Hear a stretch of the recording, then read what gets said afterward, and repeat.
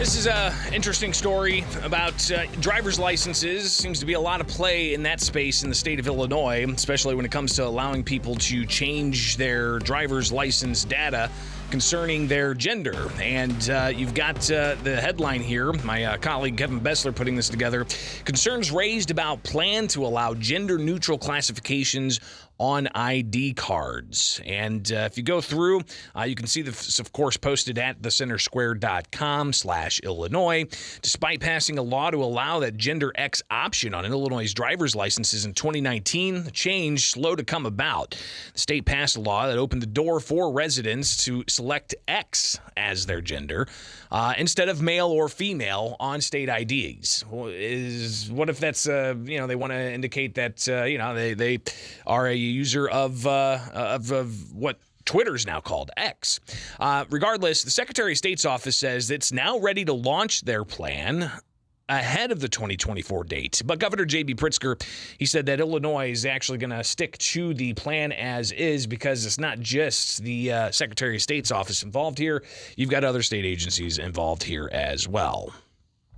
You know, it's hard to expect that just because the Secretary of State's office now has decided that they're going to be ready in 2023, that all the other enterprises that have been aiming at 2024 should all of a sudden, be ready this year. Now, Illinois State Police, they say that more time's needed. The spokesperson said the gender X change will affect information sharing databases that police pull data from driver's licenses and criminal histories. So they get that information from the Secretary of State's office, and it could cause some problems when it comes to getting the most accurate information if somebody has X as part of their gender instead of male or female. So you have Henry Haupt with the Illinois Secretary of State's office saying, we know that changing the gender marker is more complicated than just flipping a switch, and it will have significant impacts on law enforcement, medical professionals, and the court system across the state. And you got to think about that too is, say a medical emergency happens and the person's unconscious, and they pull out their driver's license and it says X, do they just automatically check if they're pregnant? Do they, go through the various, diagnostics for women or the various diagnostics for men? Both? Do they have to do that? What does that mean for medical care? I think that's a legitimate question, let alone the questions about police and criminal records and so on.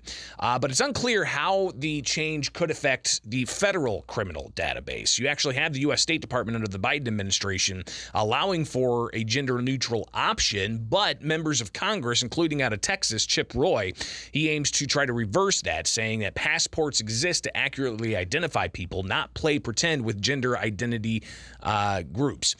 So you've got other states that have this option as well, like California, New York, and Connecticut. Indiana, there's a court case going on dealing with this exact issue. So kind of fascinating story. I would love to hear your thoughts. We got a call standing by here, 217-629-7970. Good morning. You're on WMAY. Morning, Bishop. Hey. Jesus H. Christ, why are we catering to these mental ill 1% of the people? We don't cater to the mental ill that are homeless. Why are we catering to the 1% of these people? It makes me absolutely disgusted. What would you rather see? Would you rather see more mental health focus on those experiencing gender dysphoria? It's all something that's taught. This is taught. This is learned. This isn't something that they just wake up in the morning and go, oh, I think I've been a girl my whole life. This crap is taught to these kids, man. Well, and listen, I mean, there is intersex people that are born with indistinguishable genitals, right? And some are, previously been called hermaphrodites, right? That is a very rare thing, but it does impact about 1% of the population. But you're saying that what we're seeing is actually like a social contagion of younger people being influenced by gender ideology. That to me is a whole nother issue. That's not what we're dealing with on this situation. Yes, those 1% can't help it. I get that. But the 1% that are mentally ill, that's the part that we need to take.